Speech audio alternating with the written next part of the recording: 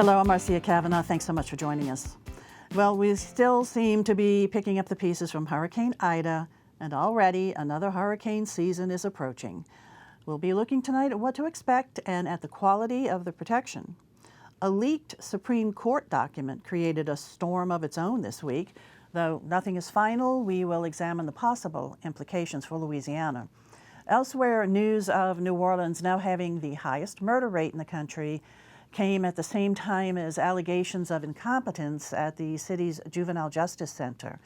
We'll be looking at these stories, plus a diversion project proposal that might be harmful to dolphins, and the City Council overrides a rare mayor's veto. Joining us are tonight's Informed Sources, Errol Laborde, producer of Informed Sources; Shalina Chatlani, healthcare reporter for WWNO Radio, which is part of NPR's Gulf States newsroom; Mike Perlstein, investigative reporter, WWL-TV, Channel 4; and Mark Schlefstein, environmental reporter of the Times-Picayune, the New Orleans Advocate. And we are going to stay with Mark right now because while we are not officially in it yet, it's still, as soon as the weather gets hot, you start having this dread. Hurricane season. What's this one looking like for us? Yeah, well, I wish I had some good news, but unfortunately we're going to be seeing a repeat of what we've seen the last couple of years, which is a more active hurricane season. The NOAA official season forecast is a couple of weeks away still, but Colorado State University has put out their prediction, and it's calling for 19 named storms, where that compares to an average of about 14 and a half, with 9 of those being hurricanes compared to an average of 7, and 4 being major hurricanes compared to an average of 3.2. And I'll point out that those 30-year averages were adjusted upward last year, so it's now more common to see tropical storm systems. That's part of what our new normal is all about. So this year's more active season is there's 2 key things that are causing it, and it's the same as last year. The first one is La Nina. That's actually an area of cold water in the Pacific Ocean near the equator that actually creates no winds at the upper level in the Atlantic that would tear up storms as they are forming in the Atlantic areas where storms form. So that's number one. There's no climate change connection to that. That's something that just occurs, and this is the 3rd year in a row that we're seeing that phenomenon occurring, and which is a little bit unusual, but it's not that deeply unusual. The other key thing is water temperatures in the Gulf of Mexico and also in the Atlantic are expected to be and already are higher than average, and that is in part a result of climate change. Global warming has caused ocean temperatures to rise all around the world. So the water temperature basically is the engine that creates the heat that causes storms to rise, and then they get into a circle and become hurricanes or tropical storms or whatever. So that's what we're looking at. Some things to remember about these early forecasts include that they're not very helpful about identifying exactly where and when a hurricane is going to hit. The reality is that we have to be prepared for a hurricane at any time during the year, even in May, because there is a chance of something forming in the Gulf of Mexico or somewhere else and moving into the Gulf and coming ashore even that early. So it's time to start putting together some of your supplies and everything else. Let's also remember that climate change also is affecting some other things that have been occurring with hurricanes, some of the things we saw during Hurricane Ida last year, and that is that hurricanes seem to be moving more slowly when they start making landfall, And that can be a real problem. As we saw last year with Ida, there was intense winds going deeply into the coastline, way interior. But the other problem is that we're also seeing that hurricanes are having more rainfall occurring with them. And again, a climate change issue. And the problem with that can extend way far away from where a storm hits to make landfall. It was seen last year when the remnants of Hurricane Ida hit the East Coast, and people were killed in their basements in New York City. Mm-hmm. So those are key problems. The things that people need to remember at this time of year is that now's the time to make sure that your insurance is correct, make sure your flood insurance is up to date, and that you have the proper value of your home built into both your flood and your regular homeowner's insurance to make sure that after a storm you get the proper money back if you have damage. Mark, when Ida passed last year, we were feeling good at first that it passed the protection of the federal levee. We were feeling good about that. That was one of the first major tests since Katrina. But then we got distracted by the electrical towers, and so the attention went there. But what did we learn from from Ida in terms of the federal levees? I mean, do you feel better about them now?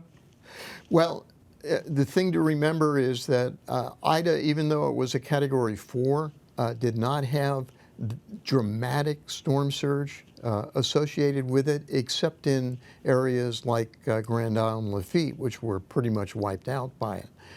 So that's still a problem.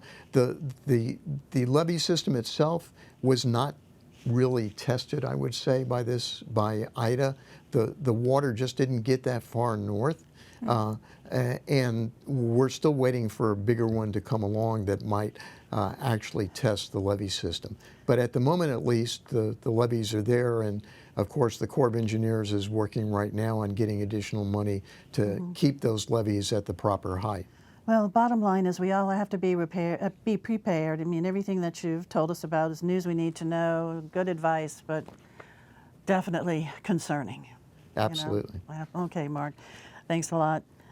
Let's go on over right now to Mike. And a big story earlier this week was the resignation of the director over at the Orleans Justice, in Orleans Parish, the Juvenile Justice Intervention Center. Tell us what happened over there. I would say the much bigger story is what I exposed.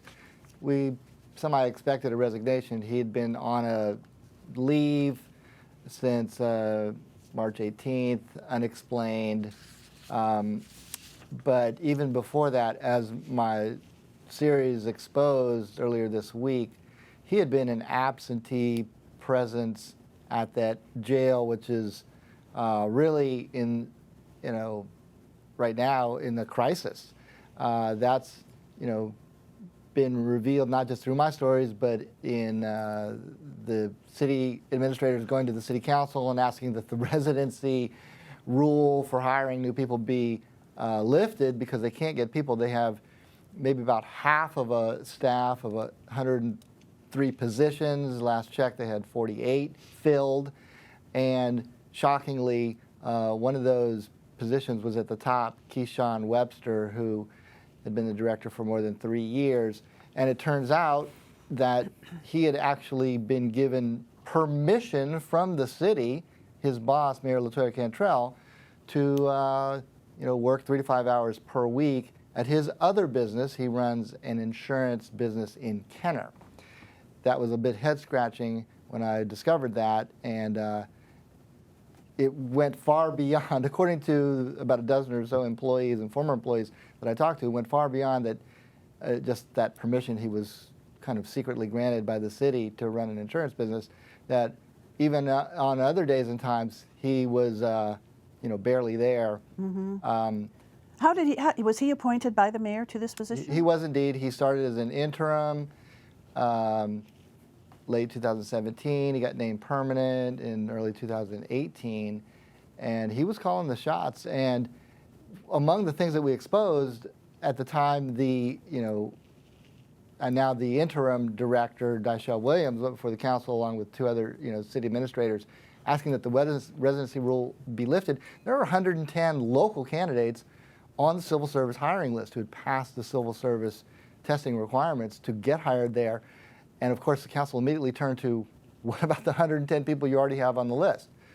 And then my series was able to show that two things. A, good, highly qualified people with great track records at that place had been summarily fired by Keyshawn Webster, and others who just couldn't take the mismanagement and dysfunction of the place, and also the very difficult working conditions. Dealing with the most violent juvenile offenders in the city is a tough job just to start with, but they were leaving voluntarily in droves, getting fired by Keyshawn Webster. And then I was also able to find current applicants who, with sterling track records, including one woman who had worked there previously, was among the top-rated juvenile counselors, had been asked to reapply, perhaps to step into a management position, and no callback, just crickets. And she went on camera. Her phone should be ringing off the hook if they're in such a dire emergency.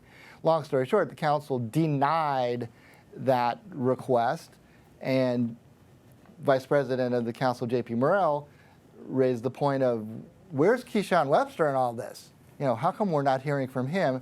Well, of course, just over this past weekend, the city got his resignation. He never did, return. Most of the folks did not expect that he would. But anyway, now mysteriously he's popped up with the new sheriff, Susan Hudson, as a presence on her executive team. Right now, that Susan Hudson camp is calling him part of the transition, even though she's taken the oath of office, been sworn in, and is running the jail. They still stand by that he's there every day as part of the transition and has not been hired at this time, quote from their spokesperson. And such a focus on the need for care for juveniles and the juvenile problem that we've had in the city, them committing crimes, the carjackings, et cetera, such a focus there, such a need there in that juvenile center. It's absolutely critical. Part of we're undergoing this, crime surge, led by shootings, killings, and also carjackings. And I did some previous stories showing that a major percent of those carjackings have been committed by juvenile offenders. And some of them are repeat offenders who have gone through the revolving door of the Juvenile Justice Intervention Center. A big, big problem. Okay, Mike, quite the story. Thanks a lot. Let's go on over to Shalina now. And there was a leak of a draft report draft opinion out of the U.S. Supreme Court regarding abortions. And so you looked into the impact here in Louisiana and also along the Gulf states. That's right. So let me talk a little bit about the immediate reaction to that and just emphasize again that it is a draft opinion. So it's still, not a final decision, although it's largely believed that likely Roe v. Wade will be overturned. So, I work in a regional newsroom, and of course the first place that we looked was in Jackson, Mississippi, which is at the heart of this Supreme Court case. The Jackson Women's Health Center is at the heart of this Supreme Court case. And interestingly, when this opinion came out, there were actually not really that many protesters there at all, which was very shocking because, it's kind of at the center of this discussion. Although next door here in New Orleans, there were over 200 protesters at the Fifth Circuit Court of Appeals on Tuesday night. And it was a lot of people who were very upset and angry and concerned that all of a sudden their rights to be able to obtain an abortion would become overall restricted and very difficult. And of course, this type of reaction has been seen all across the country. And what's poised to happen here in Louisiana is a patchwork of restrictive laws. So the first of which is a 2006 piece of legislation that the Louisiana legislature passed that would automatically ban basically all types of abortions, even in cases of rape or incest, barring if the person who's pregnant their life is in danger or there are serious medical complications. And there's a series of other highly restrictive laws that the Louisiana legislature has considered after that, including a heartbeat bill that's very similar to the one that's allowed to go on in Texas right now that would essentially ban an abortion at which point any heartbeat activity is detected, which most people who can get pregnant don't realize that they're pregnant until 4 to 6 weeks after, and heartbeat activity can be detected before that. And then there's also legislation in the works right now that would actually highly criminalize the act of an abortion. It could potentially charge a person who seeks an abortion, who gets an abortion, with murder. And it would criminalize doctors who give abortions. And that is going through the legislature right now, is that Yes, right? that is being considered And so in the legislature. Let me ask you, what is the law now in terms of abortion availability? Right now, abortion is still legal. And that is something that advocates in Louisiana at the courthouse emphasized while I was there, which is people who need to seek abortions right now can still do it because it is still protected constitutionally. Roe v. Wade has not been overturned yet, so a person's right to seek an abortion still exists. Okay, and so if indeed Roe v. Wade is overturned, then that trigger effect takes place for that. It disallows all abortion, even involving rape and incest. Absolutely, and that is the definition of these trigger laws, which is that Louisiana is one of a handful of states that have passed these trigger laws in the past, which essentially says that if there is a case that overturns Roe v. Wade, immediately they would ban most types of abortion. So yes, that would happen immediately, and the likely outcome would be that these medical facilities offering abortions would either have to close down or they would have to pivot to offering other types of care. And this would apply to the pills also? Yes, there is legislation that is being considered right now that would make oral contraceptives and even in the future in vitro fertilization criminalized and illegal, because the Louisiana legislature considered an amendment in 2019 that basically said that a woman's right to abortion is not constitutionally protected. And there are other laws that have said that, or that's being considered, that would basically say that that life begins at gestation, which would mean that things like oral contraceptives could be considered homicide. Okay, and certainly there are those who support abortion rights who are alarmed by this development, but there are those who are pro-lifers who are quite pleased to see that this is happening. Absolutely. I think it's important to remember that in these states, abortion has largely been a bipartisan issue. The Louisiana governor has signed these bills. And there's a lot of women in the Louisiana legislature who are Democratic who also support anti-abortion legislation. I think it's important to realize that it is really a block across these southern states when it comes to this. All right. Thanks a lot, Shalina. We'll see as it all develops. All right. Next, let's go on over to Errol. And the City Council in New Orleans overrode a mayor's veto. Yeah, under the New Orleans charter, which was established in *54, mayors are pretty much given a blank slate in terms of making the key appointments that run the city. The most high profile, most people pay attention to, is police chief, but there are other positions too throughout the range. So that's a great power that a mayor has. And I think the argument to that is by consolidating it under a mayor, then you have this one person who's responsible, who has to answer for these people. If the police department goes bad, blame the mayor because the mayor appointed the police chief.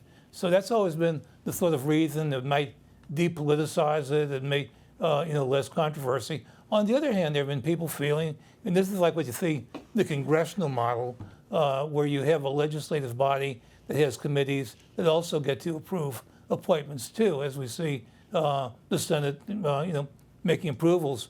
So legislation is passed. We've gone all this time since '54 without anybody really questioning this until this year. Councilman Morrell proposed what would be a charter amendment, which would take a whole bunch of these appointments and make them subject to approval by the council. The mayor would still make the initial appointment, but the council would have to approve it. Originally, the council passed it The people would have to vote on it.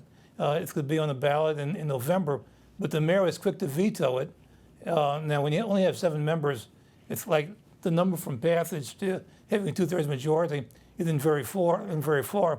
So it took 4 people to pass it, 5 people to override it, and that's what happened. Is that the council override it, and so as of now, it's going to go back on the November ballot. I suspect it's going to pass easily because I think this is something that people like, and I mean, people feel it empowers them because it gives them to their council, and they're close to the council member, and so I think it has a good shot to pass. The mayor's not happy with it. She did propose an alternative of developing sort of like a study commission to come up with proposals, but it never got that far.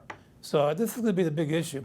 So this will be on the ballot in November for Orleans Parish voters to decide. On the November ballot. And it's going to be like, again, when the next mayor appoints a police chief for the first time, assuming all of this passes, you can have council hearings about interviewing the police chief and public hearings. And so it's going to make the process different. Okay, we'll see where that one moves along too. Thanks a lot, E.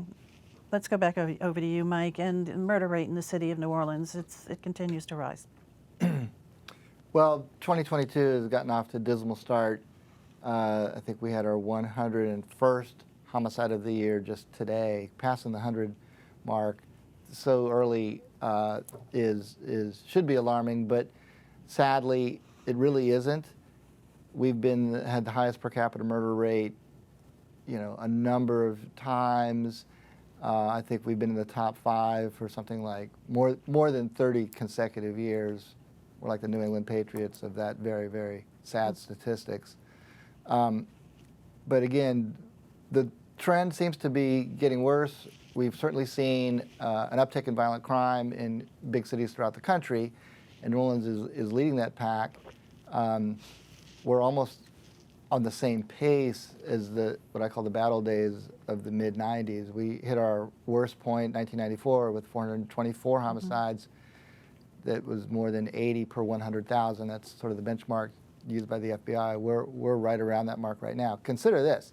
Just 3 years ago in 2019, we had our 50-year low it was 121 homicides, and we're at 100 already in May. And a real short-staffed police department. Well, it's just compounded by so many problems and issues. You start with the historic modern low for police officers in the NOPD, and that number, you cannot turn that around quickly. You cannot, Right. At this point, they can't even hire faster than the number of departures, and you can only have so many people in an academy class. There's kind of the great resignation where there's just not a lot of applicants jumping into police work these days. So let me ask you this real quick because we're starting to run out of time here. I mean, is there any hope that we're going to see this slow down? Well, let me just put something into perspective. We see that it's mostly African-American males and usually younger African-American male adults who are victims. Trust me, if this were hitting the middle class and upper middle class and the white community, there would be drastic action. This would be a 5-alarm fire. This would be an emergency on a daily basis. For far too long, this has gone on, and it hits the poorest of the poor, and until people wake up and realize this is tearing apart the fabric of the entire community, we're going to see this lack of imagination, this lack of action appropriate to how drastic this emergency is. People dying on a daily basis. And it's a high number, and it is an emergency. All right, Mike, thanks a lot. We have to move on really quickly now over to Mark, and you've got a couple of minutes. Concerned about the Dolphins in Barataria. Yeah, so there are 2 areas that the state of Louisiana, as they're moving forward with a plan to build a sediment diversion mid-Barataria, 2 key areas that are problematical for them. The first one is fishing in general, which is a significant problem, but the other one is dolphins. And this week, a new study came out about a month ago that confirmed what was said a year ago, which is that if the diversion is built and put in place over the first 50 years, you're going to see 97% of the about 2,000 dolphins that are in the bay not surviving. which is a significant concern. The state has said that it's already plans on putting about $60 million into different kinds of ideas for attempting to reduce the number of dolphin deaths, but it's really unclear whether any of that will have a significant effect on it.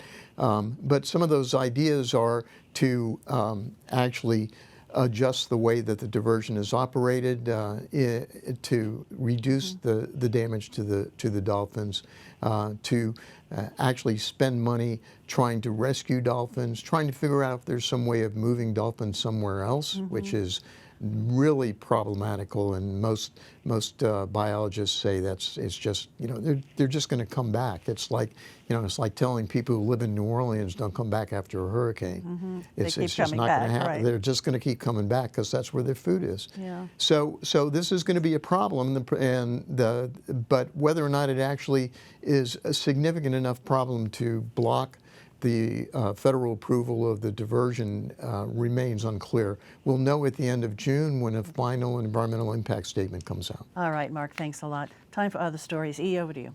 Well, you know, whenever we talk about crime, we always talk about, well, we need to do more, you know, what can be done. We should have acknowledged that last week the city did something important about crime, even though it's a long-range thing, but that's a passing a millage for early childhood education. Right. That's going to put like $21 million in the first year or so. Over time, it's an important first step. All right, Shalina? Well, I'm going to stay on top of abortion coverage across the Gulf South. I'm very interested in really how we got here. And the more you dig into it, you'll see that these states have, for a very long time, created the framework for a post-Roe world. So I'm going to be looking into crisis pregnancy centers, which are kind of the new alternative to women's health centers. Okay. Mike, over to you. Yeah, I broke a story just today with our partners at NOLA.com. The first medical malpractice lawsuits against nursing homes due to COVID deaths. All right. And this is very significant. It was at the Southeast Louisiana War Veterans Home. And the plaintiffs are asking for class action, so this could expand to include many more of those deaths past a very high hurdle for medical malpractice claims. Okay, Mark, real quick. Yeah, so go back to hurricane season, and if you plan on sticking around when the power's out and you put a generator in your backyard, make sure that generator is at least 20 feet away from the house, that the side of the house that it's on does not have any leaks, that the gas can get it, that carbon dioxide can get in. Make sure that you're filling it properly, because all of those things have become a real killer. Right. In Louisiana Big after concern. hurricanes. All right, guys, thank you very much for joining us here. And thank you all for joining us, too. See you again next week for Informed Sources. Have a good evening.